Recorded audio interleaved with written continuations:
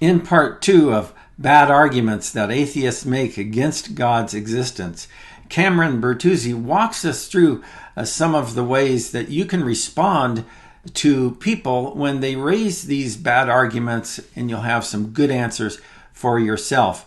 I'm Kerry Decker, your host. We'll be right back.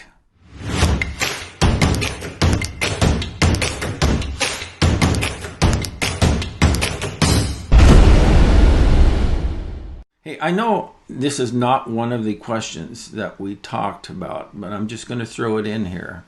And okay. Hopefully we won't derail our conversation too far. But how about the claim that, well, I just simply lack a belief in God? Mm. You know? Yeah, so on that one, what initially comes to mind to me, and we can give another pithy statement to this, is okay. Cool story. Yeah. Like, what are we supposed to do with that? Yeah. Like, you lack a belief. Okay. There's a difference between your own personal psychology, like exactly. What's going on in your brain, your mental states. There's a difference between that and what's true in reality. Exactly. So you can lack whatever belief that you want.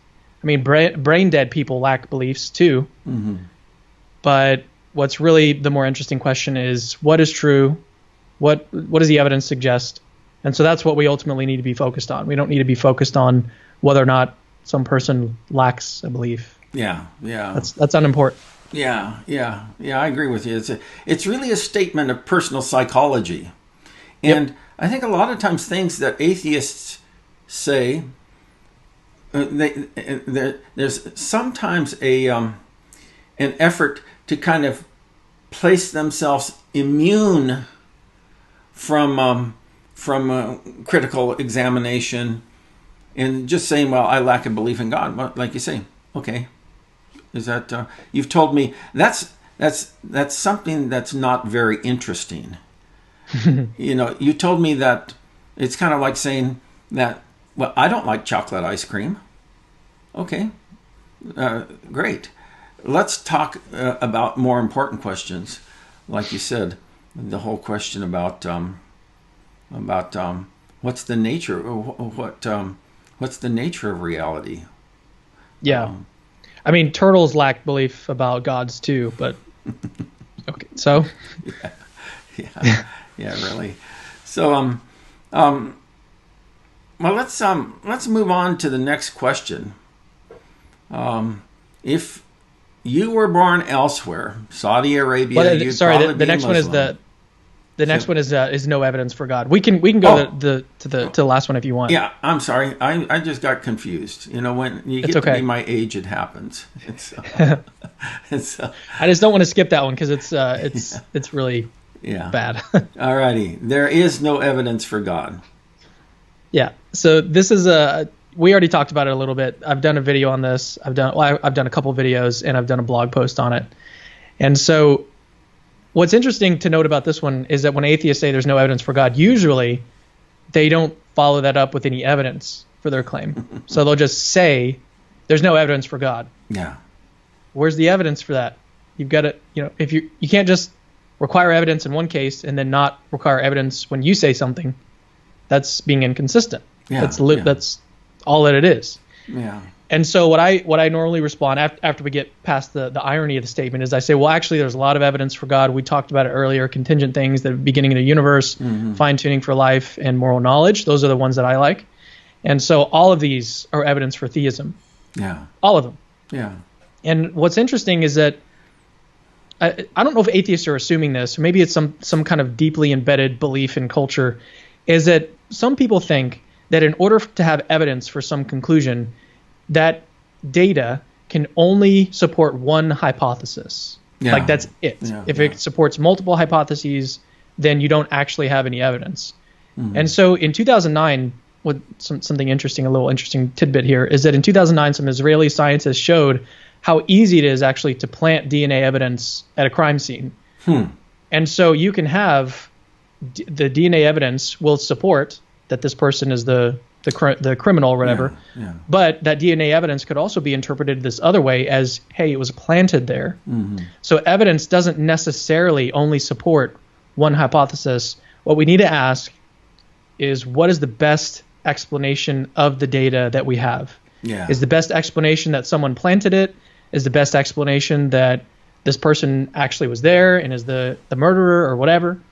So ultimately, it's still going to come down to what is the best explanation for the data that we have, even if it can go multiple ways. Just because it can go two different ways doesn't mean that both ways are equally as likely. Mm-hmm. Yeah. So that's another point to make. And then I guess a third point is that some atheists demand that we have to have empirical evidence for God's existence. Mm. And by empirical evidence, they typically mean like observational evidence, something that you can detect with your 5 physical senses. You've got to you've got to taste it, see it, feel it with your skin, I guess. You've got to have empirical evidence for this. And the best response to this, the quickest response is that, well, you have no empirical evidence that we need empirical evidence. So this claim is ultimately self-defeating. If it can't stand up to its own standards, there's something wrong with this principle that you're trying to espouse. Mm-hmm. This claim that you're making falls apart on its own rights. Yeah. I'm sorry. Go ahead. That was it. Those are the main points that I have to say in response to that. Look at the evidence. Just because evidence can go more than one way doesn't mean anything. We still got to look for the best explanation. Mm-hmm. And then requiring empirical evidence or saying that in order to believe this, we've got to have empirical evidence for it. Yeah. That's self-defeating. It can't stand up to its own standards. Yeah, I always like to, when somebody makes that assertion that there is no evidence for God's existence, the first question that I'm going to ask is that what type of evidence do you want? Because that gets back to the point that you're making, that that oftentimes they believe that the only type of authentic evidence is scientific evidence. And I do personally believe, and I might be wrong on this, but I do believe that there's kind of like inferences to the best explanation for God's existence from science. I think you can make those inferences. Now, I know that's a debatable topic, but I'd like to kind of clarify, well, what type of evidence do you want? Yeah. Because I have zero mathematical evidence that my wife loves me.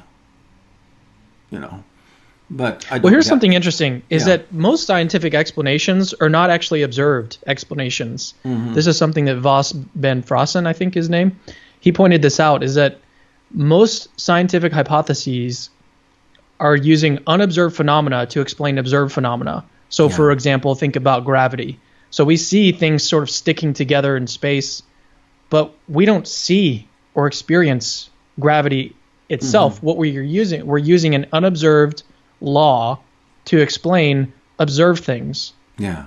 And so that's exactly what the theist is doing. They're taking unobserved phenomena like God to explain observed phenomena like the existence of contingent things, the beginning of the universe. Beginning of the universe would be an inference or something that we would have support for through evidence and observation. Yeah. But that's the whole point, is that we can posit something that is technically unobserved, like we can't see God with our eyes or eyeballs. So, but we're getting to that through, like you said, an inference. Yeah. And there's nothing wrong with that. We do it. I mean, that's exactly how science works. It's exactly how reasoning works more broadly. Yeah. I want to circle back to something that you said that's actually the second point, if I remember, about this whole question about there is no evidence, and where you said that there is oftentimes competing evidence, and we're not surprised about that in court cases. I right. mean, every court case is based on there's going to be, and not always is there, scientific evidence with respect to court cases. A lot of times it's just testimonial type of things. But even O.J. Simpson, there was 2 different ways of kind of narrating the set of facts. Right, the set of data. Yeah. And there's always, I mean, in every court case you can think of, there's going to be 2 narratives that there's a narrative that the defense is pushing. There's a narrative that the prosecution is pushing. Yeah. And then what the jury has to decide is, well, what explanation, or what theory, what story, what narrative is the best account of the data that was presented during the case. Yeah. It's exactly the same thing that we're doing when it comes to God's existence. And you shouldn't be put off by the fact that two different stories can be told. I mean, if you think about it, there's a story that can be told about, so suppose that I walk into my kitchen and there's like an empty bowl with some milk in the bottom of it. Yeah. I could explain that by saying, well, my wife just had a bowl of cereal. She left for a second. She's about to put it in the sink. Or my kids, that's one explanation. Yeah. Another explanation is that aliens came down, left the bowl there, put a little milk in it to sort of confuse me and make me have a false belief. Okay. That's a possible explanation. But then we do the hard work of saying, well, what's the best explanation? Like, just because you can think of an alternate explanation of the data doesn't mean that we should go with that or that we should be skeptical. Like, I shouldn't automatically be skeptical that my wife had a bowl of cereal just because I can think up a possible explanation of aliens. Yeah. Yeah. Like, that doesn't follow at all. Yeah. So we shouldn't just automatically jump to some skeptical conclusion just because there's an alternate explanation of the evidence, or the evidence doesn't only go or support one hypothesis. Gotcha. You know, I think that for a lot of atheists, that what they want is some sort of incorrigible proof. Irrefutable proof that, well, if God would, write in the sky or brand every molecule or every atom or whatever. But what we're talking about here is kind of the cumulative case for one way of looking at reality or the other. We talk about the beginning of the universe, contingent things and fine-tuning, the origin of life, morality, free will, on and on and on. What's the best explanation, not just for one narrow bandwidth of data, but kind of everything that we encounter in life? What's the best explanation? And so there's a cumulative case that builds. You were going to say something? I have a couple thoughts on that in respect to wanting irrefutable proof of something. So there have been a few different atheists. Richard Dawkins is one of them, who's gone on record as saying, well, suppose that God came down and appeared to you and told you some stuff that only he could know. Dawkins said, and I could be wrong about this, but I'm pretty sure it was Dawkins, and it was something similar to this situation. So consider a paraphrase. Yeah. But he was like, I would more quickly assume that I was hallucinating or something was going on in my brain than assume that God was actually there.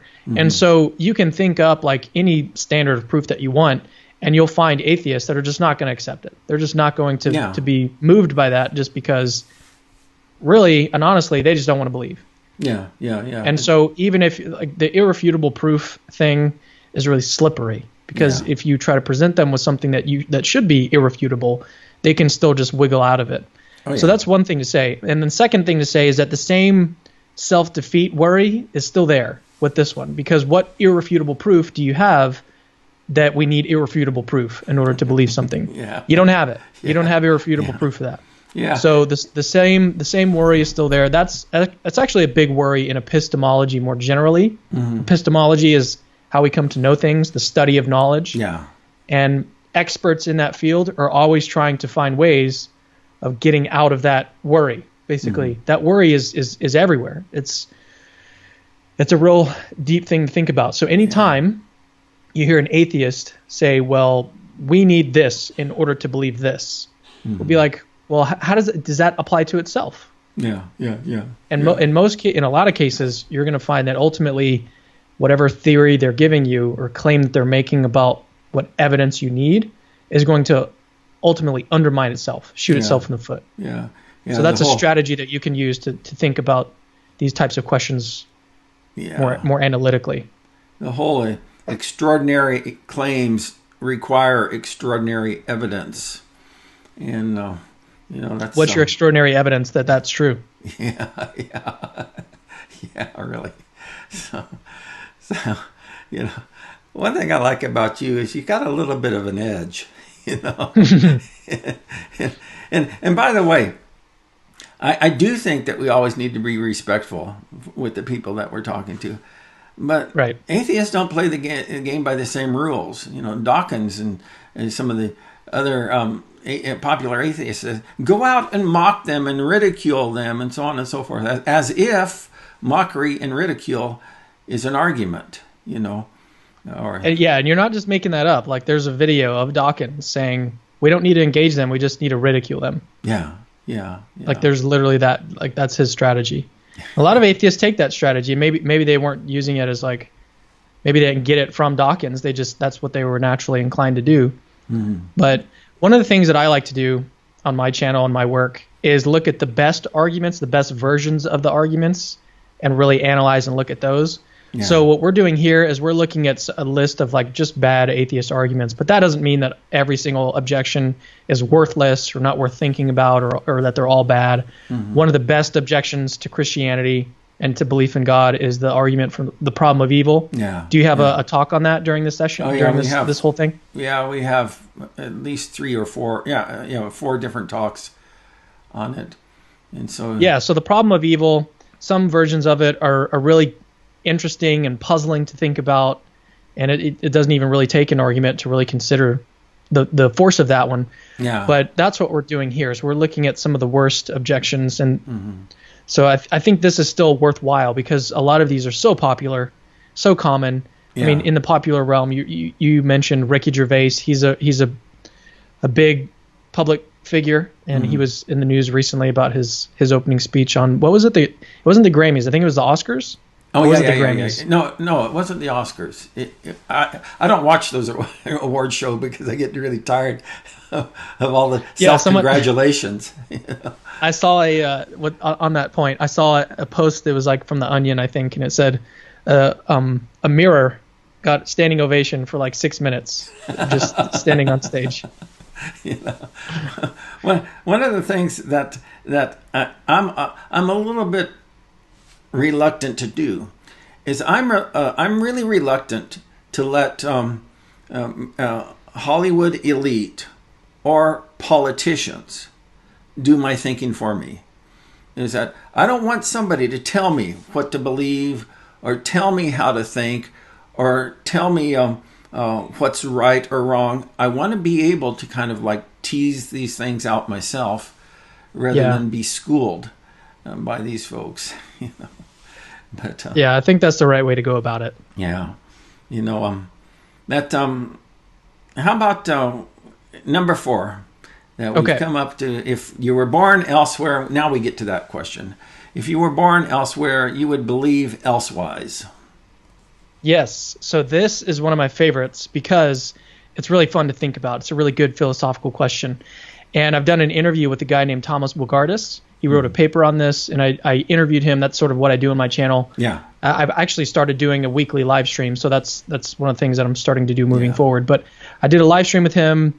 I was back in June of 2019, June or July. And anyways, we talked about this objection at length. It was really, really good. I highly recommend, if you're interested in this, go check out my interview with him. What's his name again? And so Thomas, Thomas Bogardus, Bogardus. Okay. Bogardus. Gotcha. Thomas Bogardus. So the first thing that you could say in response to this is to just give a counterexample. Mm-hmm. So you could say, well, if I had been born, I was born in Texas. So if I had been born in California, I wouldn't believe that I was a Houstonian. Yeah. But so what? What? What's the point? Mm-hmm. What point are you trying to make here? If I was born in Saudi Arabia, I wouldn't be a Christian. So what? Same thing. If I was born in California, I wouldn't be a Houstonian. So what? Mm-hmm. Just like go back. We'll make it a little bit more relevant here. If a skeptic had been born in Saudi Arabia, they probably wouldn't be a skeptic. Yeah. Right. Yeah. That's a thing that I think what this ultimately is going to reveal. Or they wouldn't survive very long. Yeah. But go ahead. In terms of self-preservation, you probably wouldn't be a skeptic. Yeah. But I think what's happening ultimately with this objection is that skeptics are being inconsistent. Mm-hmm. They're not thinking about other beliefs that they hold. They're just targeting religious beliefs and saying, aha, if you had been born elsewhere, you wouldn't believe that. Yeah. But a lot of the same beliefs that skeptics have, like beliefs about where they were born, their own skepticism, their own beliefs about religion, if they had been born somewhere else in a different time, they probably wouldn't hold those beliefs. Yeah. So should they be equally skeptical of their own beliefs about religion? Yeah. So, and this is another interesting thing to point out. If you haven't heard of this, there's another worry, that the reasoning here is fallacious. It's gone wrong somewhere. Yeah. And there's a term that gets thrown out a lot in these conversations. It's called the genetic fallacy. Yeah. The genetic fallacy. And the genetic fallacy is basically attempting to discredit a view by showing how someone came to hold that view. So suppose that I came to believe that the earth is round by seeing it in a meme on Instagram. Yeah. Okay, suppose that that's how I came to believe that the earth is round. Does that mean that the earth is flat? Like, that's not a very good way of coming to believe that the earth is round. Yeah. But that doesn't mean that the earth is not round. So that's what the genetic fallacy is you're trying to invalidate a position by showing how that belief came to be. Yeah. Or how it originated. Yeah. And that's a fallacy. Yeah. That's the truth of something is unrelated to how someone in particular came to hold that belief. Yeah. Yeah. So Like that's. that. Do you have any thoughts on that before I continue?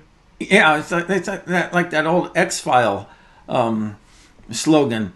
The truth is out there. Is that it's not just a matter of is it in here? You know, how I believe what I believe or whatever else.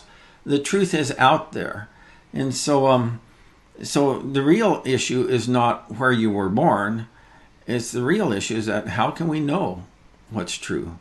Are there good arguments? Yeah, is there evidence? Go ahead. It's ultimately going to come down to the same thing for all of these is what does the evidence suggest? What is the data? What's the best explanation? Ultimately, it's still going to come back to that. You can try to wiggle out of it. You can try to give the slogans that you have prepared and just spit them out. You can do that. Yeah. But ultimately, we still need to just look at the arguments, look at the evidence, and come to a reasonable conclusion. So that was the bit on the genetic fallacy. Now, I think that we can actually steelman this argument and sort of look at it in a way that isn't obviously silly. The genetic fallacy version, the one that attacks the truth of your claim, that's obviously silly.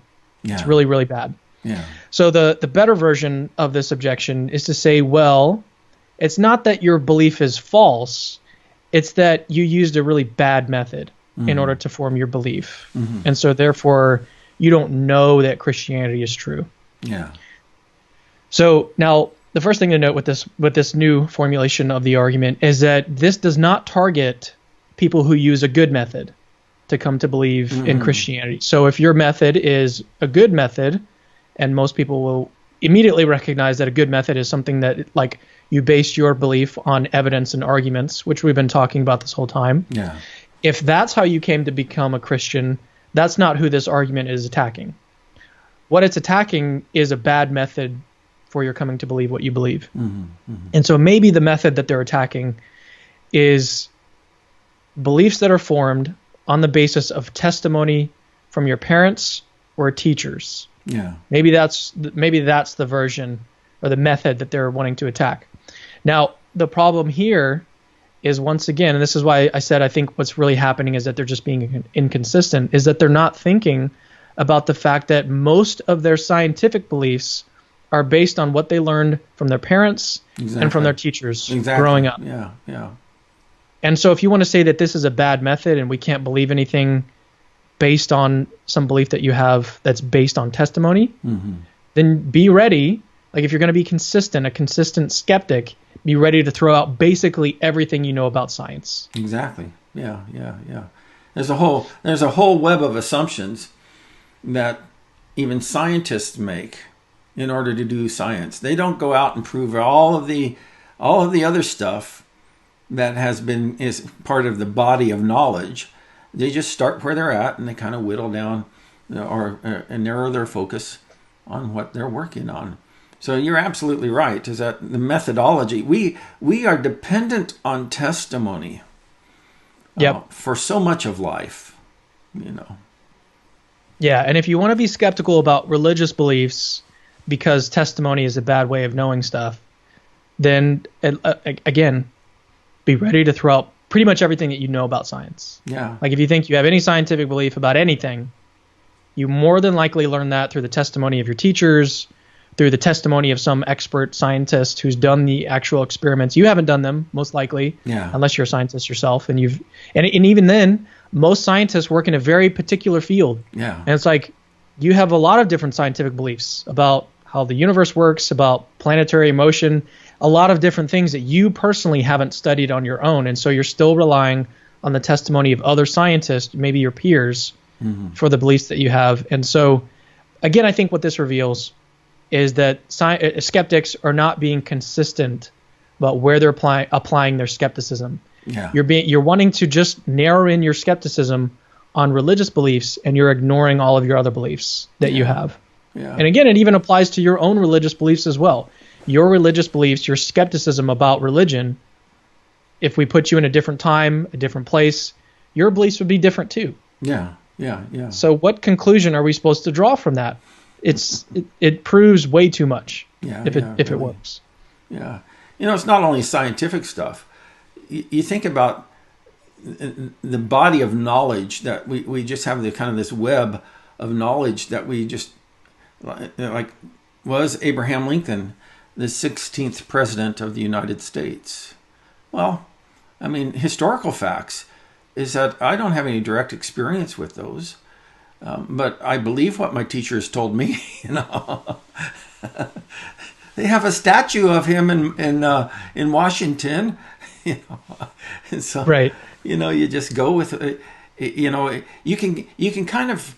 It seems like oftentimes there's a rigid skepticism with respect to faith, whereas all of this other stuff we just kind of. We just take it by testimony that is true. Mm-hmm. I'm not saying we shouldn't be skeptical, but we should think things out. Yeah, we can take this a little step further, and I'm not going to complicate things too far here. But there's a principle that we can use in order to know when we should and shouldn't trust testimony, because sometimes testimony can be wrong. Yeah. Okay, I'm not saying that all testimony should just be believed without skepticism, or that we should just believe everything that everyone tells us. Like, that's not what I'm saying. What I'm saying is that something like this: we should believe what others tell us they have seen or experienced, unless we have reason to doubt what they're telling us. Yeah. And so that when we add that clause, unless we have reason to doubt it, that is what sort of makes it safe to believe in testimony. So if we have good reason to think that this person is telling us lies, then we shouldn't believe that testimony. We shouldn't believe what they're telling us. Yeah. So I think we can nuance it a little bit and make it a little bit more safe, instead of just saying believe everything everyone tells you. That's not what we're saying. We're saying believe what others tell you, unless you have reason to think that what they're telling you is false or unreliable. Yeah, gotcha. Hey, Cameron, it's been great talking with you. We're almost out of time here today. What I'd like to do is maybe kind of hear any additional thoughts or perspectives that you'd like to share with us before we wrap up. I think I've said everything that I want to say about these four arguments, but I can say a little bit more now on the arguments that I think Christians should be thinking about. Yeah. And the main one is the argument, the problem of evil, is what it's sort of known as. And so if you're wanting to see like a really intellectual argument that you can sort of sink your teeth into, that isn't just easily thrown away, like one of these that we've looked at today, look into the problem of evil, and also look into what Christians have said about it, because I think that there are really, really, really good responses to that problem, but it's not obviously a bad argument or a bad objection like these others are. Yeah. At least in some of the versions. And so that would be what I would say, is that if you want to go deeper and really analyze your faith and look at the best objections to Christianity so that you know that you're not just sort of sticking your head into the sand, then check out The Problem of Evil. Check out what Christians have written about it. Yeah. One of my favorite responses to The Problem of Evil is a book. I actually have it on my shelf behind me, but it's a book written by Trent Doherty. It's called The Problem of Animal Pain, a theodicy for animals small and big, or something along those lines. But what he does in that book is he gives an answer to why God would allow animal suffering, which in my opinion is one of the more difficult problems to overcome. But he gives a very, very convincing, in my view, convincing response to that. And he even turns it into an argument for God's existence. Wow. Which is something that I did not see coming. He basically argues, I can put it in a nutshell, he basically argues that if God does not exist, we shouldn't expect to see the kind of suffering that we see in our world. Like there could be a whole lot more suffering, there could be a lot less suffering if God doesn't exist. But if God does exist, then it sort of makes sense that there's this range, this distribution of suffering that we see in our world. And so on the surface, it seems like suffering actually is evidence against God's existence. But once we analyze it and look deeper, it turns out being evidence for God's existence. So that's a really, really amazing book. It's probably my favorite book on the problem of evil. So that's what I would say. I'll have to take a look at it. You know, the interesting thing about the problem of evil, and like I said, we have a number of shows on our broadcast on our summit here where we address that topic. But the problem of evil, first of all, I think that it is the reason why a lot of people are skeptics. They had the expectation that God was going to deliver. They had sincere prayers. They turned to God in their moment of need, and they got silence. And I've experienced that many times in my own walk of faith, when I cry out to God sincerely and full of all the faith that I can muster, and cry out to Him to intervene, and all I get is silence. You know, and so I think the existential problem of evil, where it's not just an intellectual pursuit, but each human being has to grapple with the problem of evil, and sometimes in ways that we just can't imagine, you know.